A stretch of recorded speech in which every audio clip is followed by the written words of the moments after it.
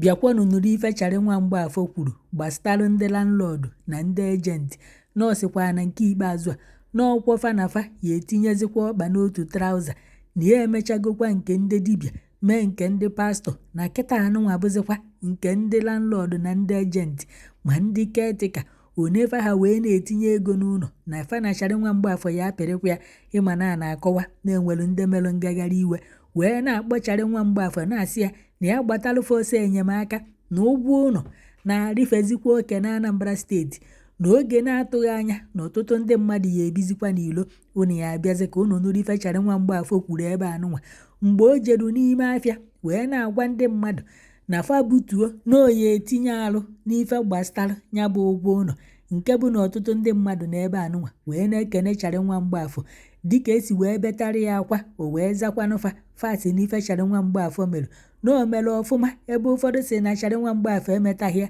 na ọ ya agwala nlọd ego one o ya etinye n'ụlọ ya na o gotaghọrịa brọkụ nke o ji gorie simenti wee gorie aja o ji wee lụ ụlọ na nwoke mmadụ lụcha ụlọ ọgbakọ mara ego one dị ya mma o tinye na ịbịa gwa praịs ịchọghị ijebe n'ebe ọzọ ebe ụfọdụ na-asị na o si ọkwa ndị landlord n'aka n'ọkwa ndị ejenti na ndị ketika na imajin na landlord nwere ike o debe ụlọ ya 500,000 ejenti bịazie ọmagobi ya na 2 million ndị ketika banye fa amagobi ya na 3 million n'ọkwa ndị anụnwa kazie eri ego wee karịa landlord lụziri ụlọ hei unu ya abịakwa ka unu nụrụ ka Charị nwa Mgbafọ si wee kwunya bụ ife itinyeziere m ebumnobi na ife a Charị nwa Mgbafọ kwuru oya emefa na o metara ya ka ọ na o metaghị ya ndị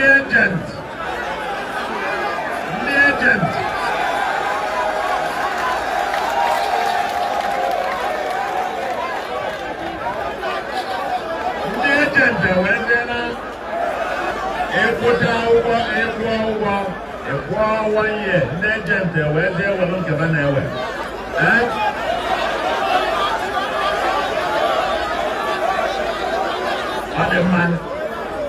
I will tell you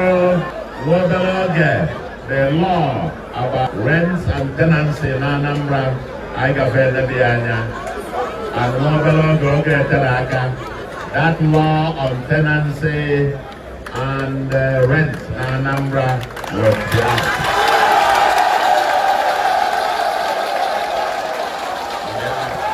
I can make when you go, man.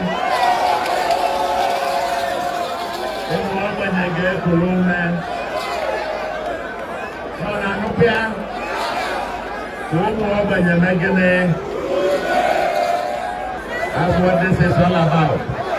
I know something I know. Oh, God, then I am moto. Come in as a mechanic every week. I need to get military in your school. We're free education in all government schools. And we're free of charge in all government hospitals. This all when they don't know when you're fair. So, now, tenancy and rental. I can pass for them very soon. I don't know when I get to them. Thank you very much and God bless you all.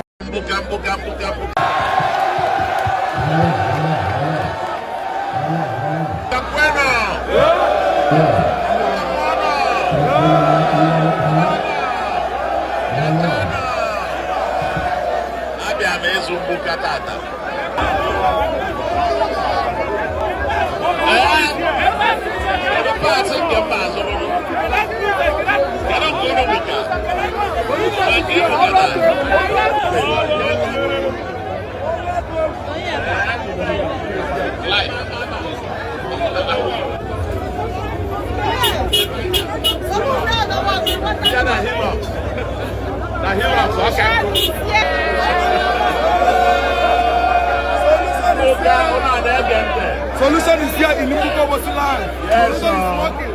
We are happy to see Soludo live.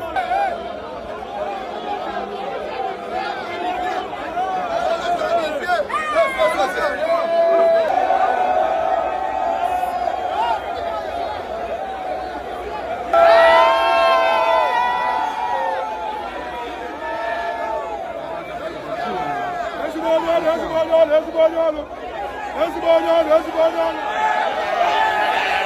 Abịa m ka nkiri elu alụ.